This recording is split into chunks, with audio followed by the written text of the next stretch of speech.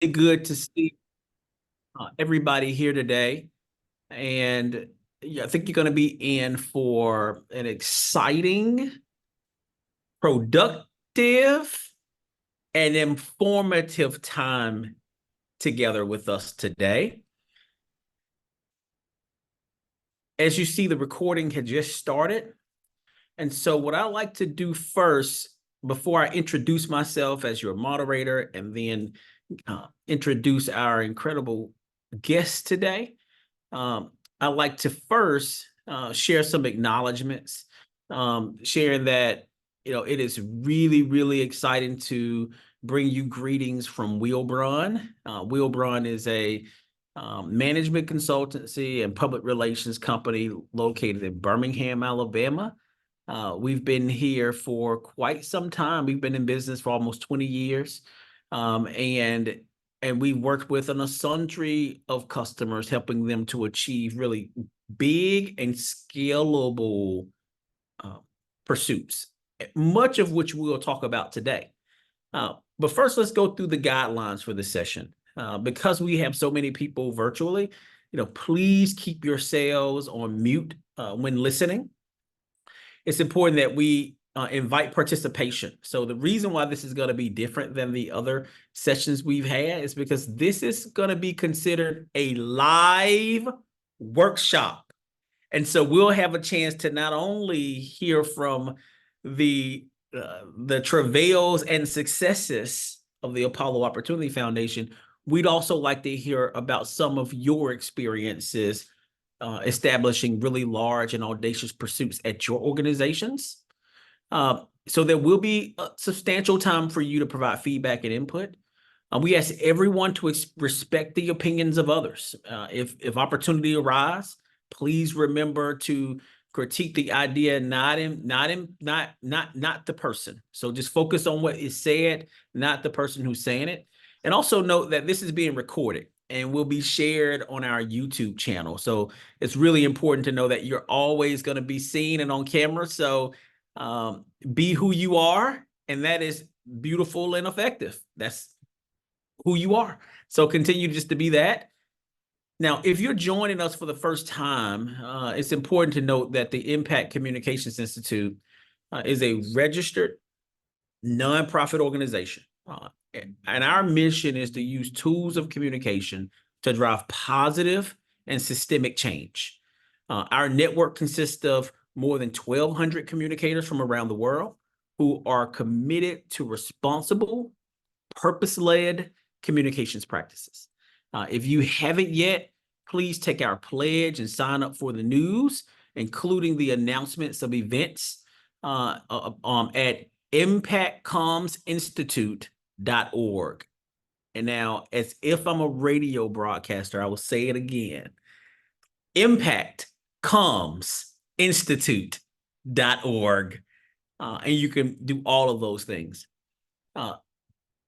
Now, let me introduce myself, and we'll get off to our conversation. I'll keep my introduction brief. I'm the president and CEO at Wheelbrun, which I stated earlier. We started out as a higher education think tank. In that time, we provided management consultancy to more than 100 colleges and universities around the world, in the U.S. and in Canada. And we've expanded our scope to do work with industry of all kinds, from utility to finance to healthcare organizations. And in doing that work, we've also stumbled upon an incredible corporation, an investment house known as Apollo Global Management. Apollo Global Management is an incredible company. They have about around $1 trillion in assets under management. And they, under the leadership of Coape-Arnold, had a vision of doing more than just, buying assets and collecting dividend. I said, what would it be like if we were able to do something bigger, more purposeful, more sustainable, and impactful to the communities that are served by the organizations that we have holdings with? And from that, the Apollo Global Management established a $100 million corporate foundation known as the Apollo Opportunity Foundation. Lauren Coape-Arnold is the global head of citizenship at Apollo, where she's responsible for developing, launching a comprehensive social impact program. Prior to joining Apollo, she was the managing director and head of corporate social responsibility at the Guggenheim Partners, where she launched and grew the firm's CSR practice. Previously, Lauren was a foundation officer at Two Sigma. You start to see all of her experience. I mean, she has a BA, magna cum laude in psychology and French from Amherst College, an MBA from Yale School of Management. She's worked at the New York Business Journal, Women of Influence in 2016. You get it. She's a world traveler, and I love to talk about this one fact. She is incredibly passionate about traveling across Africa. South Africa in particular and she's tethered to the place. Please join me in giving a virtual applause to our guest today, Lauren Coape-Arnold. Hey, Lauren. Everyone, thank you so much, Brandon, for that incredibly kind intro. It's a delight to be in conversation with you today and a real honor to be joining the Impact Communications Institute. So thank you so much, Tessa and others on the board for the invitation. We have a lot to walk through with all of you, but I first wanted to at least give a little bit of background about what I've been doing at Apollo writ large before we get into the specifics around the Impact Comms with the foundation. So I was hired by Apollo almost 5 years ago to create the firm's first ever strategic corporate philanthropy function. We had never had anything at Apollo, despite being a 30-plus-year-old organization that had a great track record. The original leadership always felt like we are doing well, our firm is doing well, you as an individual who works at our firm are therefore doing well.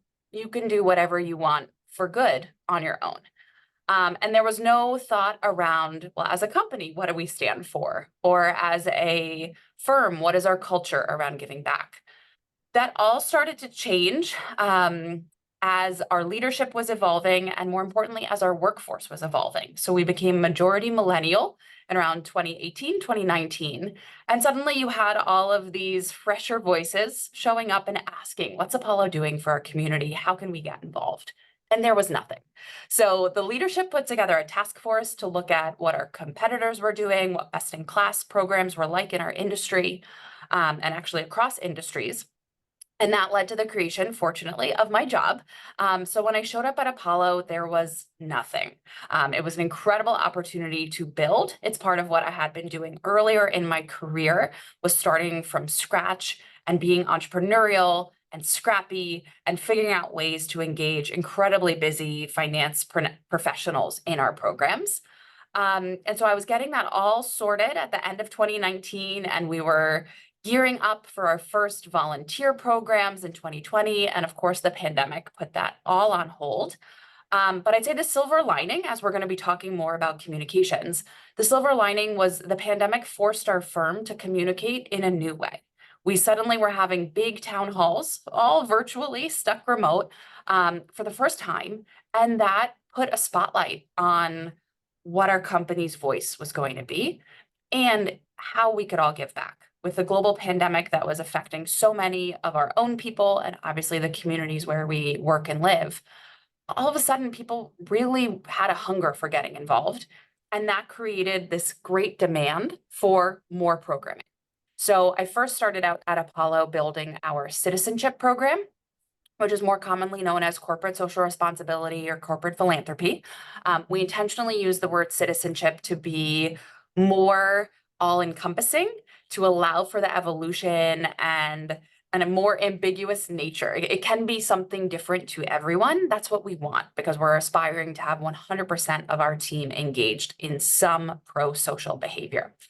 After creating citizenship, I got a call a few years in my role at Apollo saying, hey, our new CEO is thinking about creating a $100 million foundation. What do you think about that? and I could not believe my ears. It was never within the realm of possibility that Apollo would be making such a massive commitment. But that was really the beginning of something new. We were already so excited about what we were doing with our citizenship programs. And now around late 2021, I got this phone call and I had this incredible opportunity to build again with much greater magnitude and with the scale and the brand of Apollo Global Management.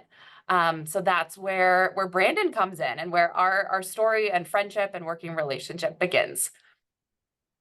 Awesome. Thank you so much for sharing that. As you can imagine, introducing something of that scale requires a lot of thoughtful thinking in terms of internal communications and external stakeholder communications. And when you start thinking about all the stakeholders that an organization like Apollo has, it can be overwhelming. And so what I love to do before we walk through your journey of some of the successes and also the opportunities, I think is important for us to ground ourselves in an impact communications framework. And in starting with the framework, I want to shout out that we have people from everywhere on this call today, from Africa. I saw Canada in the chat. I think Sydney, Kenya, that's Africa. I mean, it's just people from all over the place here. And so it's important that we use this opportunity to inspire professionals around the world to engage in impact communications. Impact communications is the practice that can be categorized in three areas. One, impact consulting and social purpose strategy development, which focuses a lot on internal communications focus. Which I want to talk about in a second. And then stakeholder and rights holders engagement and impact amplification. This is where things get tricky because we have so many different stakeholders who have different visions about what our organization should be doing and how we should be communicating them. I like to pause and ask everybody on this call to spend 60 seconds writing down a huge, audacious program that you've introduced at your organization. You can jot it down on a piece of paper. You don't have to share it personally in the notes or the chats. Just think about what that project was. If you have never done such a thing, if you had the opportunity, what would that audacious pursuit for your organization be? Take about 60 seconds.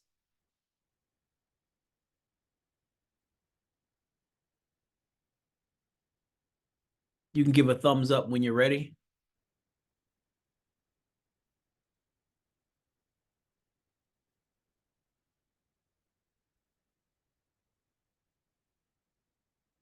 I see you, Chris.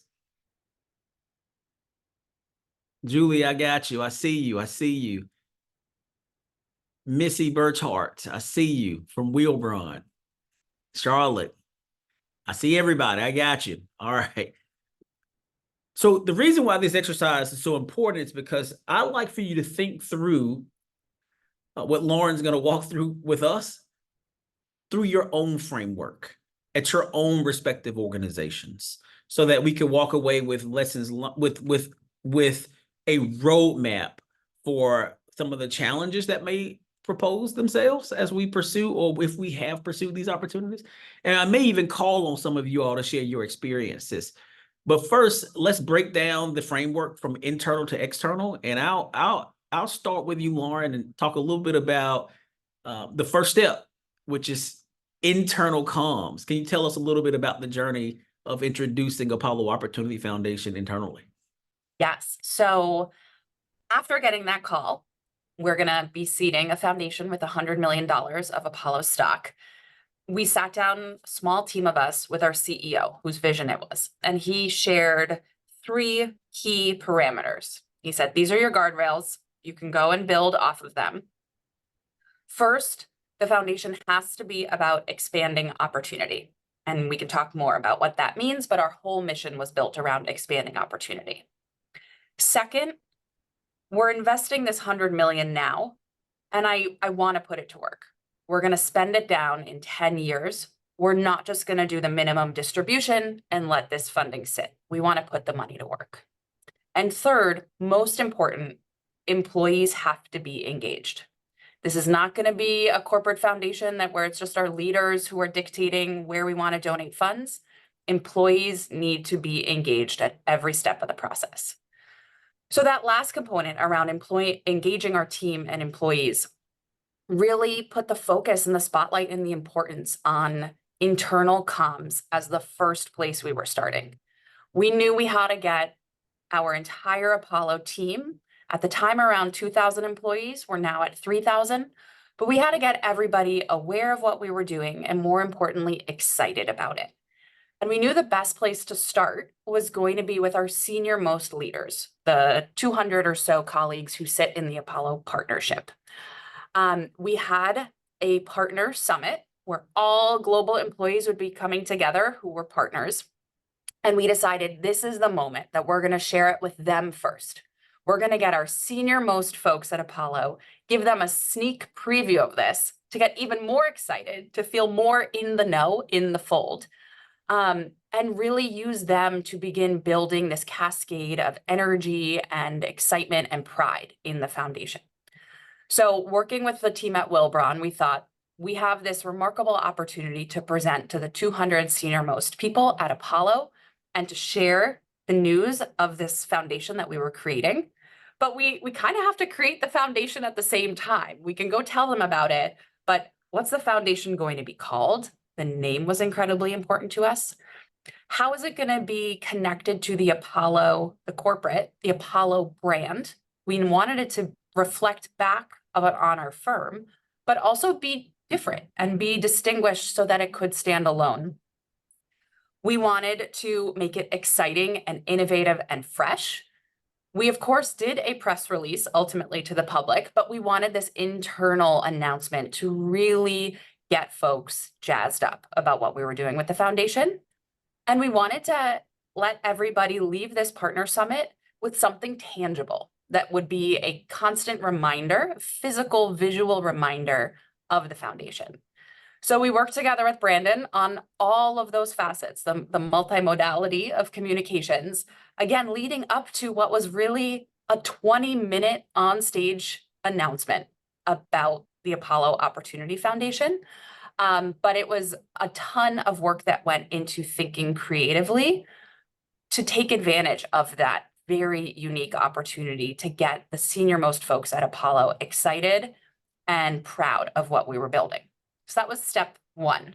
I think we have a video asset to share with you, Brandon. I don't know if you want to do that now. Good. Okay. Yeah. So, yeah. And I think we're ready to frame it? start. I want to make this really iterative for all the participants. So the first step in internal was to start with leadership. And then that second, so there's a 1B, is to tell a story that instills pride and ownership. And so we're moving around across the framework right now. And so Tessa, I don't know if you could sort of tell us, share with us the story that instills pride. What is Apollo Opportunity Foundation?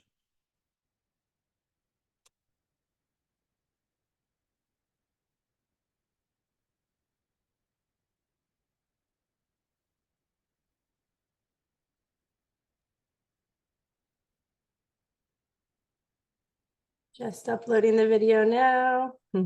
Thanks for your patience.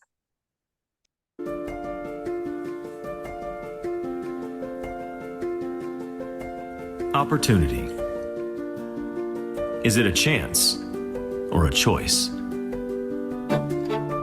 We believe that opportunity is the foundation for all success. And to create more of it requires more of us, all of us, working together to ensure that nothing is left to chance. Achieving this will take more than simply investing capital.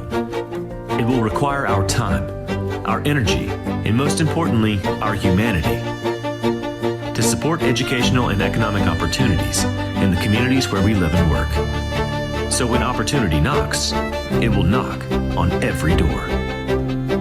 Because lasting value is created when we expand opportunity for all.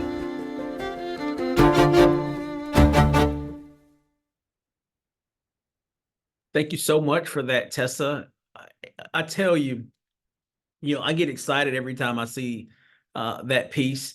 And thank you, Piper, for loving the simplicity and the clarity. Those are two things that are really, really important when you're introducing something new. But let me now go into some of the opportunities, right, of even internal communications. This approach, there were people with a lot of opinions about this approach. We love the simplicity, we love the clarity, and it's very powerful. But we promise to be very vulnerable here, Lauren, as well. Can you talk a little bit about the approach of sort of introducing the Apollo Opportunity story, but also its mission internally as well? Yeah, so hopefully what you all saw in that video and heard was a lot of in creating this video, we wanted to frame it to the partners, and we shared it further with the rest of the firm as well, but as a as in you're already in this with us. We are working together. So that voice was very important in basically enlisting or telling someone you're already enlisted in this work with us. And here's what we're doing. Here's how we're going to do it. So we shared that video at the Partner Summit. I gave a little preamble, showed the video. More importantly, was we had 6 colleagues who were dispersed in the audience stand up after that video and share how they were expanding opportunity already. So again, it was another signal, another communications tactic to give the voice to someone else. Even at the very start of this, we wanted to prove each of you have something to give. Let's hear what your neighbors, what your peers, what your colleagues are doing to expand opportunity, to start really inspiring everybody at the leadership level to know all of the ways that we expect and hope that they will get involved with the foundation. Another, like a lesson learned, Wilbron team brought this video to us. Myself and a few other colleagues who were working on the foundation launch loved it. We thought it was perfect. 0 edits. You crushed it, Brandon and team. We're pumped. Of course, I had to run that through some other approvals at Apollo. I didn't have universal authority to say, we're going to show this to the 200 most senior people now. So I shared it with our CEO, again, the person whose vision the foundation came from. And he wrote back just, nah, don't love it. I thought, well, that's not a no, but I really don't know what to do with that feedback. So I called him and he explained, he's like, it's too polished. It's not our voice. It doesn't feel like Apollo. And that was really critical feedback that I tried to incorporate. I brought back to Wilbron. We were brainstorming, should it be one of our team members' voices instead of this generic, beautifully deep voice that has no connection to Apollo? We tried really hard to match the pace, and you saw all those squares moving, like the cadence really mattered to get the point literal and physical across. And it just didn't work. And I went back to our CEO and I was like, you know what? We want this to be professional. I get that Apollo likes to feel like we have an edge and we're scrappy and entrepreneurial and all of that. But this is something brand new that we really want to have everyone feel like is something they want to go shout from the rooftops. They want to go tell all of their clients, colleagues, teammates, etc. So we wound up moving forward with the video despite our CEO's don't love it. And I think it was an incredibly powerful moment, especially when you then paired it with the Apollo voices in the room, all of whom were doing different things to expand opportunity. But it was really the first moment to show we have this incredible privilege of giving away $100 million to organizations that expand opportunity, and you all leadership are going to get involved. So that was a great moment. We also had, in a very Oprah style way, we talked about this a lot with the Wilbron team, but how do we have some surprise element as well? You know, it was a surprise enough to tell everyone we were creating a $100 million foundation, but we had hid under everybody's seat a quarter zip, a pullover that was a special limited edition Apollo swag item that said the Apollo Opportunity Foundation, established in 2022, with an expanding opportunity marker insignia on the back. So this is one of the hottest items at Apollo. People are still asking me, where can they get one? They're sold out, they're gone. They truly were limited edition. But that was this piece of the foundation that everybody could take home, no matter what office they sat in, and could wear with pride. And it was something, again, a little signal, a communications tactic to make everybody feel like they were already involved in the foundation. Brandon's team wrote a beautiful card that went with the clothing item, that about expanding opportunity is woven into the fabric of our culture. Like, it all started suddenly feeling very real, even though the foundation had done no operations yet. We had no grant making yet. It was all just the excitement around, we're doing this. Join us. Let's do it together. That is awesome. Now, we're going to spend a couple of minutes on the internal piece, but I would like to hear from you. You can raise your hand, and then I'll call on you. And I'd love for you to be able to ask questions about anything that you've heard internally, or even share for some advice about some things you might be struggling with in terms of introducing a new idea as well. So are there any questions before we move to external?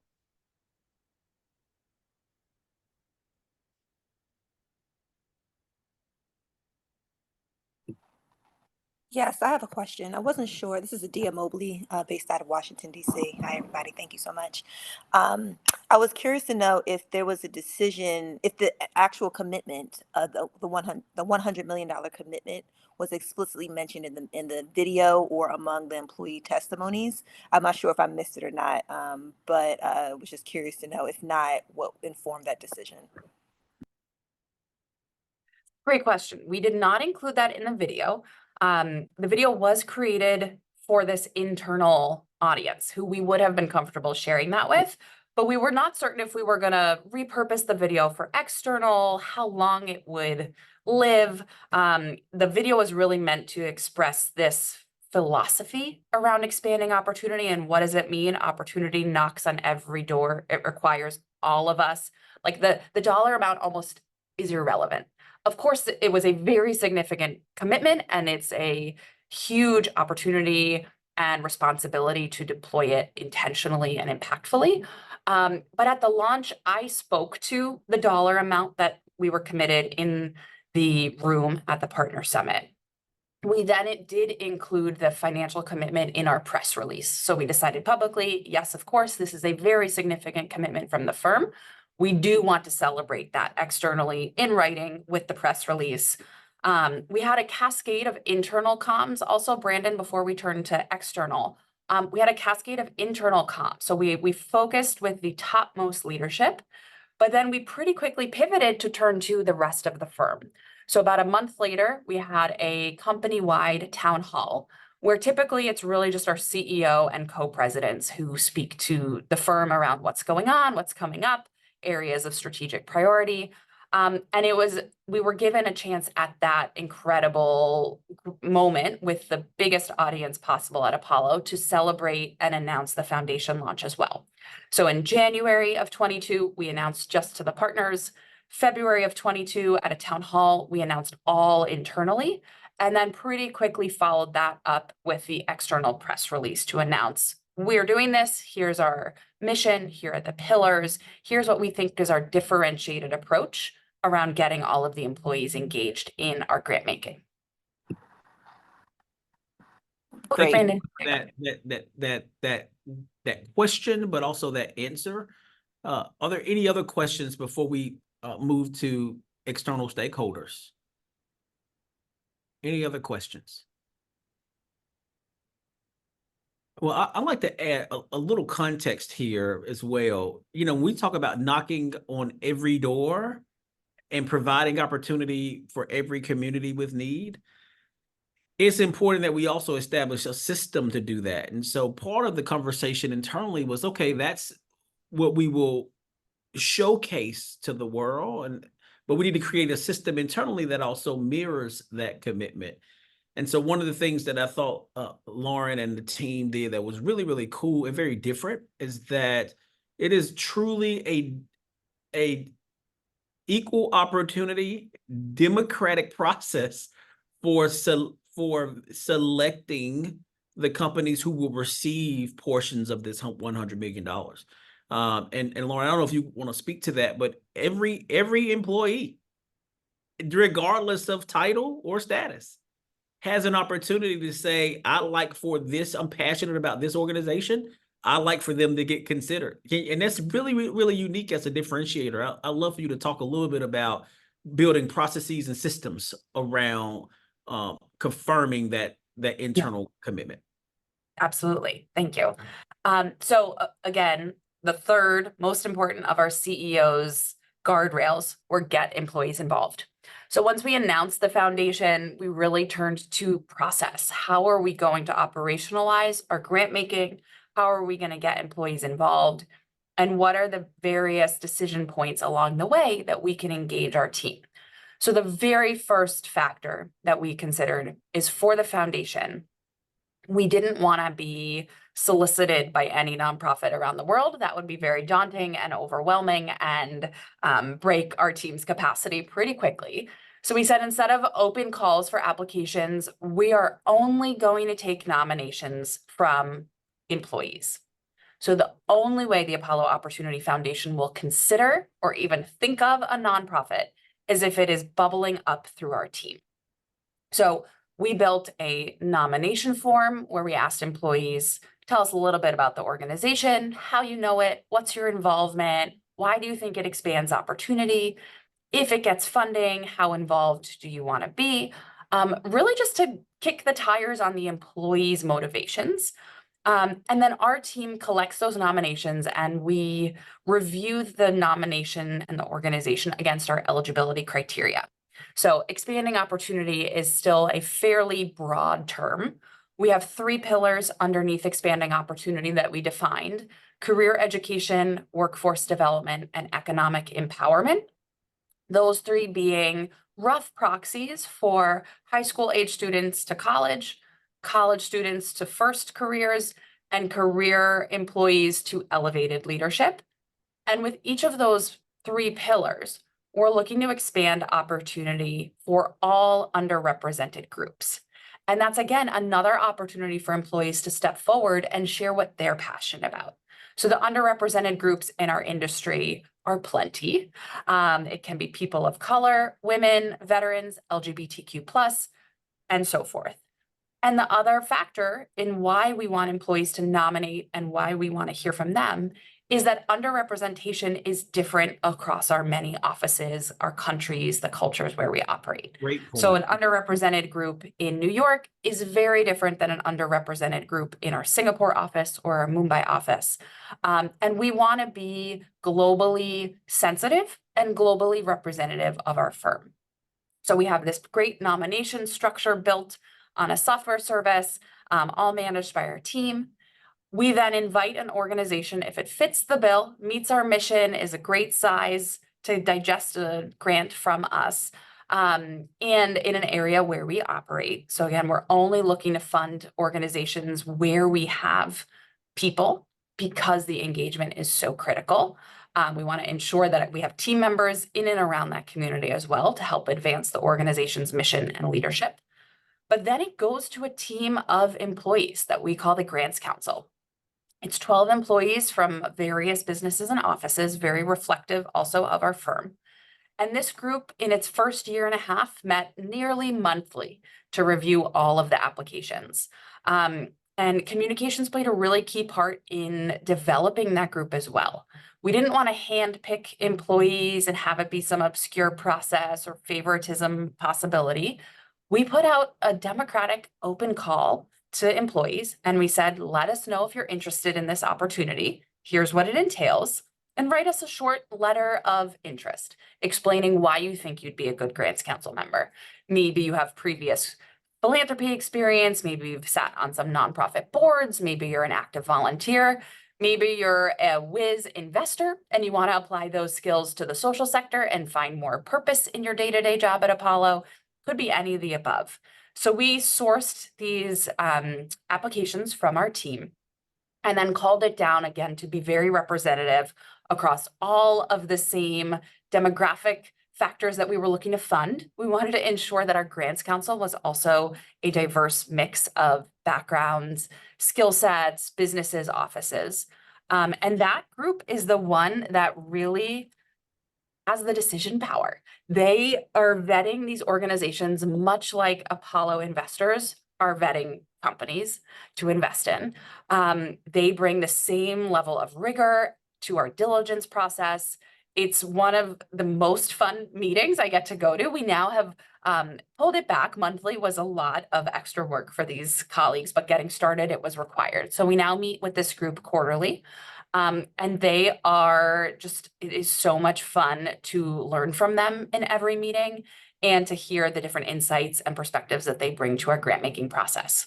So again, we are in multiple points of a grant making decision, engaging different employees. At the end of a grant making process, once we decide, yes, let's give a grant, we also then pair the organization with 5 to 10 Apollo employees in a format we call a deal team. Again, leveraging Apollo's standard practice, we try to put together a mix of employees who are going to be the key relationship manager with our grantee. And they are the ones who are thinking about what can we do to support this grantee above and beyond the financial commitment? How do we get others involved? Can we do volunteerism with them? Do they need any special projects or pro bono work? Do they need introductions to other leaders at Apollo or issue area experts? And it has shown the strength and the commitment and the passion of our team in the creativity that they are bringing to advancing these organizations in our portfolio. And it's another way that we can continue the communication cascade because our team of 3, I think my colleagues are on the call. Thanks for joining, Alex and Marshall.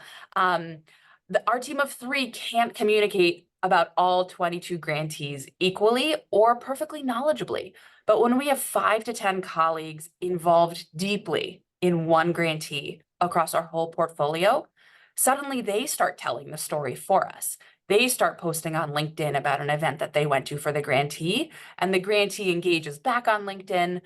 So it's been, I'd say, a unanticipated, beautiful communication tactic as well of getting other folks bought in to tell the story for us. Let me double down here. I want to double click here a little bit. And I'm sure everybody on the call, Lorraine, Charlotte, others are going to appreciate this. You know, when you articulate these stories, I mean, they sound so polished and well thought out. Like, oh, we're just so wise. But I would love to hear what went wrong. I mean, we're talking about $100 million,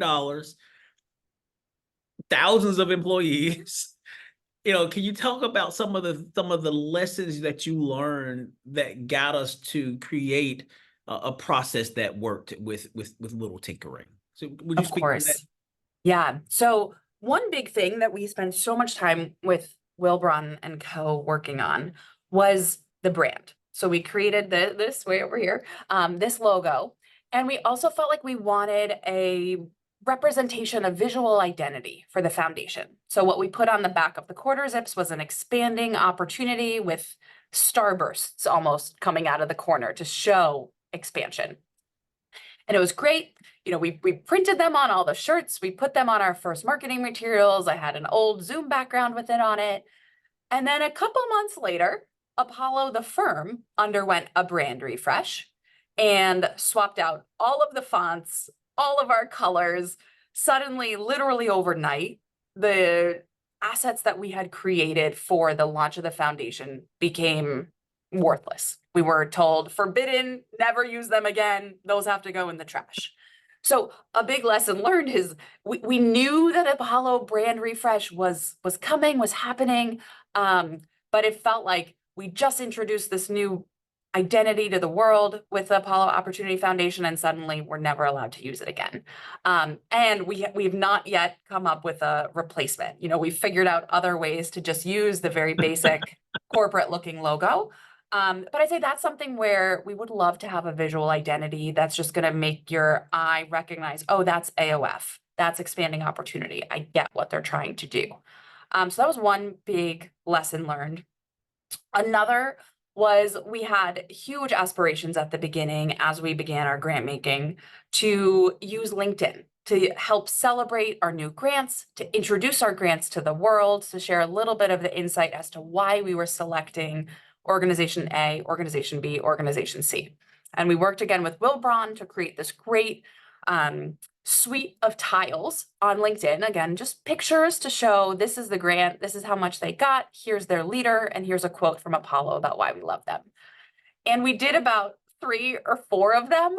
And then our team just got swept up in doing the day-to-day work. And we still keep saying, we need to go back and do the other 18 grants so that everybody is getting the same publicity and shine and love from us. But I think we missed the mark on knowing how much time and effort communications can take. And at launch, we spent so much time before announcing it, figuring out what do we want to say, how do we want to say it. Then we did it, we were excited. And then we turned to, let's build our process. And then it's built, let's do our process.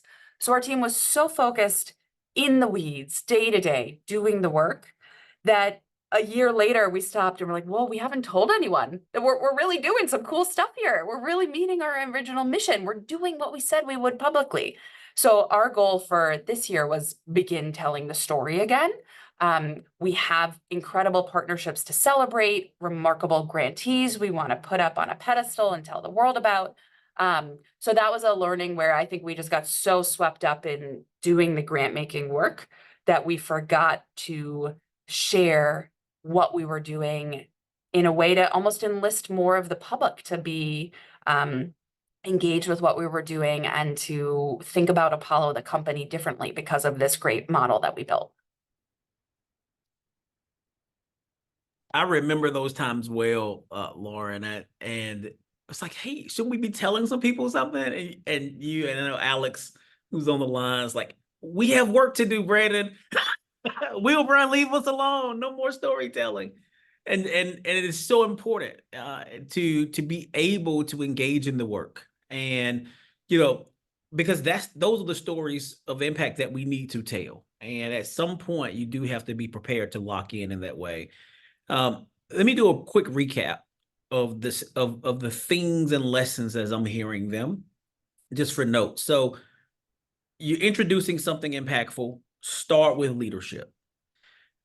Tell a story that elicits great pride and ownership. There's going to be some disagreements. And so you want to be really clear in how you introduce this idea, because you want to be able to stand firm in clarity. You know, if it's really sort of nebulous and, you know, it's hard to be firm. So you want to be really crystal clear about the thing that you're after. And if it can be measurable, even better. Before going public, you want to start establishing processes to give action to that mission. Identify key relationship managers for accountability. It shouldn't always be the executive director at a nonprofit, or it shouldn't always be the director or CEO if you're a really small outfit. But spread it out. Find out who can provide that sort of key relationship and accountability. And then be prepared for the day-to-day operations to take over. Whether it's building the capacity to do that, planning ahead for that, because you're going to actually have to do the work. And while people and stakeholders and rights holders are still sort of tugging on you to continue to tell compelling stories about what you are doing or will do the next day. And so that's when those conflicting sort of priorities start to tug away at you. This is what we've covered all the way. We're just 45 minutes. We're going to spend about another 6 minutes in, but I love for that 6 minutes to be spent with you engaging with us around any questions concerning what you've heard. And then we'll end giving you a chance to talk a little bit about the projects that you have introduced or wish to introduce at your organization. So first, any questions for Lauren about managing impact communications for internal and external stakeholders as you introduce ideas at scale?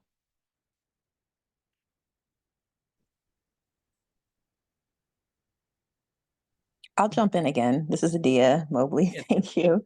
I'm curious to know, in the day-to-day management and execution of the communications as you were building it, and also finding opportunities to better storytell, and engage employees or external stakeholders, what processes you put in place to really just be able to manage all the requests, all the different, moving parts to the program. What were some just like, was there, brand governance, types of protocols put in place? Were there, very important standing meetings that you found very helpful? Just what did that look like? I've never heard of brand governance, but I love that. And that's something we do need to take into account, team. Let's create a brand governance. But so we learned pretty quickly. So we were doing the work. We were saying, Brandon, we don't have time to tell stories. We don't have any stories to tell yet.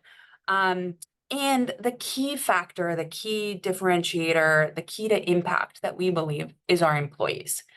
And yet there was a variety of interpretations of what it meant to be on a deal team and a variety of different behaviors and engagement levels. So our team realized at that point, we have some exceptional deal teams and we have some that are sputtering at the start. So how do we get everybody up to the same level to drive impact, to create more stories? So we wanted to focus back again internal. We need to train and empower and equip our people serving in this volunteer capacity on deal teams to do the best job they can do. And that took the form of a deal team summit where we brought everybody together last fall for the first time. And we outlined really clearly, here are the expectations. Here's what it looks like when it's done really well. And we used case studies from deal teams to highlight our employees who were doing that extraordinary job. And here are some tools that we're going to offer all of you to help do that. Here are draft event agendas, materials for workshops. Here's mock language you can use for invitations, for LinkedIn posts. And that really helped get everybody up to the same level of, okay, we've got the skills and the tools now. It's really just an output of energy to make it happen. Whereas prior to that meeting, people were all over the map and understanding even what am I supposed to do on a deal team? What does a deal team for a nonprofit mean? I know what a deal team for one of our portfolio companies is. So that was a key communication of just getting everybody together, explaining in succinct ways, A, B, C. These are your expectations. Here are some case studies. Let's have others tell what they are doing. Let's give them a little bit of shine and celebration because they've been doing it so well. And then here are the tools to take away, something tangible that you can make your job easier and do a better work as part of a deal team. We're still working on creating templates for invitations, for intranet stories, for our internal communication methods that really just take the lift out of the work for our deal teams and the storytelling. Part of onboarding new grants, we know what to ask right off the bat so that we can collect all of the information to begin working through this backlog of grantee spotlights on LinkedIn. We provide LinkedIn messaging for folks and photos after events. So we're definitely learning and trying to create as much process and efficiency in just maximizing the reps of communication and not holding out for one press release a year. We realize there are a lot of different channels that we can use. Let's use them all and let's use them with more frequency. Oh man, thank you so much for that. And before we wrap, I want to share a little bit about why we thought this would be an incredible session. And it's because of all of the obstacles that Lauren and team had to overcome. And, we woke up one day and said, wouldn't it be amazing just to create economic opportunity for people?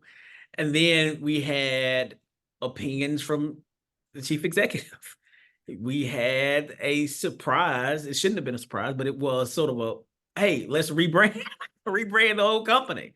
We had to overcome. We had $100 million to manage and to be accountable to a team of about 200 partners, partner group. And so all of these challenges that we had to overcome, which makes for an incredible workshop. I know Lauren and our team are thinking, man, there's there's a lot we hadn't seen because of the way that we had to approach this project. So I'd like to give you a chance to share some of the obstacles that you've had to come. Just pull out the piece of paper we spent the minute writing on, and you can raise your hand, or I can call on you if you want to share a little bit about your big pursuit. I think we have time for one person to share their big pursuit, what went well, and some of the obstacles you had to overcome as well. So anybody, show of hands, and I'll call on the first one to raise their hand.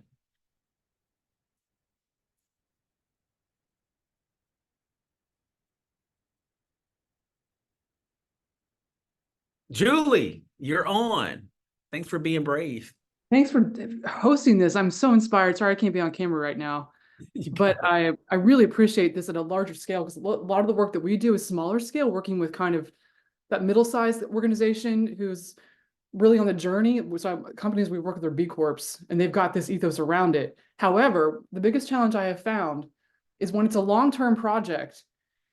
One thing we've launched in 2019 was a bilingual inclusive communication strategy for our clients, understanding that, frankly, a lot of the internet is still very racist and does not have content in Spanish, does not have content in many languages. And if an AI, we know how that goes when you translate things.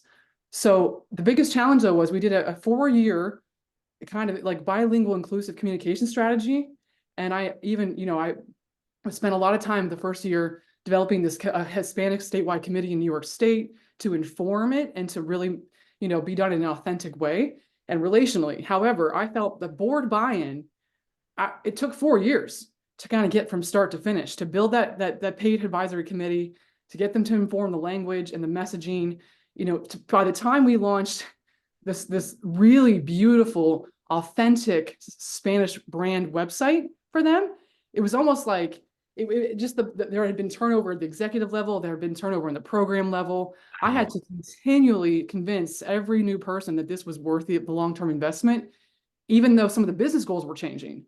So I kind of find that, if in the impact space, unless there's this really strong commitment to the long game, these kind of projects can get watered down. They can become, they can become exactly what they're not supposed to be. And sometimes like whitewashing, greenwashing things, if there's not this long-term goal around it. So that's the challenge I face, is like just long-term board buy-in, because it's like you're naming, this work takes so much time. So that's I wanted to name that. And I guess that's also a question, if anybody has any responses around that long-term engagement. Thank you. Yeah, Julie, the one thing that we realized, because we work with Apollo, we work with Yale University on a pretty significant project to re-envision the nursing industry around the world. We worked to double the number of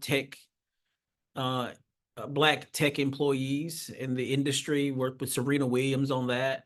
And these are all sort of long tail things, right? And so the spirit of your question and what you faced is, how do you connect with the elusiveness of what is the current priority, and reconcile that with that long-term aim as things shift under your feet. And so, Lauren, I don't know if you have any wisdom for that, or anybody, but I'd love to let you share some words of wisdom before we close. I will just share, we put a timestamp on what we were doing by saying at launch, we're going to invest this in 10 years, which may mitigate your challenge a little bit, Julie. But for us internally, it's hard to keep people's energy up. How do we keep this fresh and exciting? We had a wave of nominations right when we opened in June of 22. And then a big, talk about a taper to, we're getting a trickle. It's good. We're still getting nominations, but we've also filled our portfolio. So how do we keep employees engaged, excited, have it feeling fresh, get new voices and perspectives in the mix, get new colleagues signing up for deal teams? So it's absolutely a long game, I think, in any project. And Julie, it sounds like the issue on the timing is also, how do you make that company feel as excited, no matter how long it took to get it finally approved and live and in the bilingual website? But what tactics can you take so that the energy remains high, no matter how long the work takes.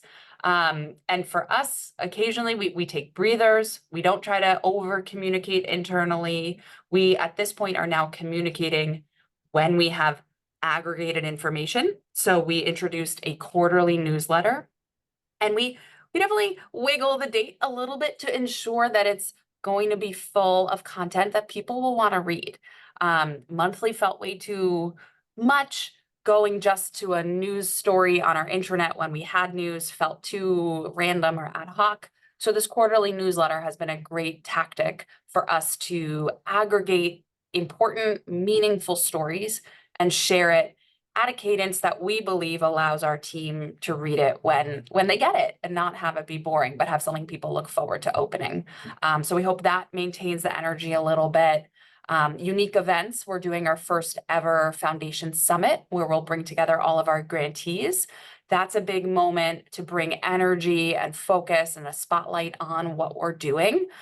So we're continuing to iterate and come up with new communication tactics so that the impact remains high, the energy and engagement of our team remains high. And hopefully it just builds more and more content to storytell, and then it becomes a virtuous circle. Lauren, thank you so much for that wisdom. Julie, thanks so much for sharing your story of vulnerability and also your large pursuit as it pertains to language. We're gonna be you and everybody else is going to be invited to our next event, which is focused specifically on language to various communities.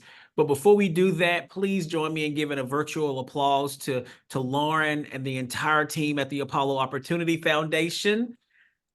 It's been an incredible open workshop, which is different for us, where we talked about the need to start with leadership, tell a story of pride, stand firm in clarity, build processes, identify relationship managers for accountability, plan for the day-to-day to take over, and then as things shift under your feet, break down success in small bites and plan communications commensurate.